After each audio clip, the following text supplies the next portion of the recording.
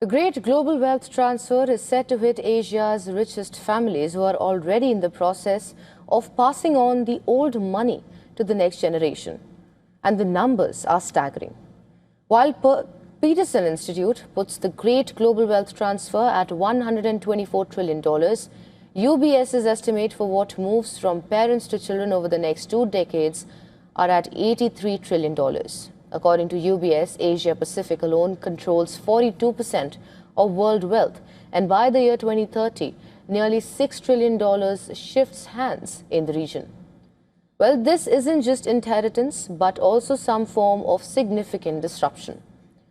For decades, Asian wealth meant one thing: property. Family patriarchs built empires brick by brick, holding tight to control. That model is breaking. Millennial and Gen Zers, more global, more educated and less sentimental about real estate, are pushing into private equity, crypto and cross-border assets.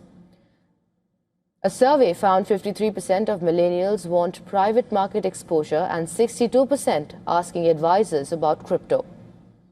Well, India tells its own version of the story. Starting this year, millions of middle-class and high-net-worth individual families begin transferring wealth built from real estate, gold, fixed deposits and equities. The catch? Well, most Indian families pass down assets but not financial literacy.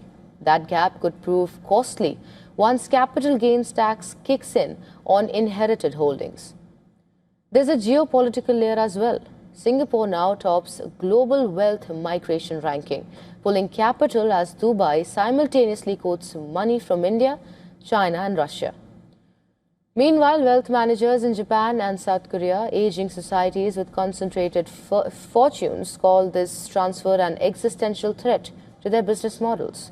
Nearly half of advisors worldwide fear losing their accounts once control passes to heirs, who usually don't trust their parents' advisors. The wealth industry calls this a transfer. Analysts increasingly calls it a reset of portfolios rebuilt, relationships re-earned, and loyalty no longer inherited. And the biggest risk is in markets. It's family disputes, which advisors still rank as wealth's #1 destroyer.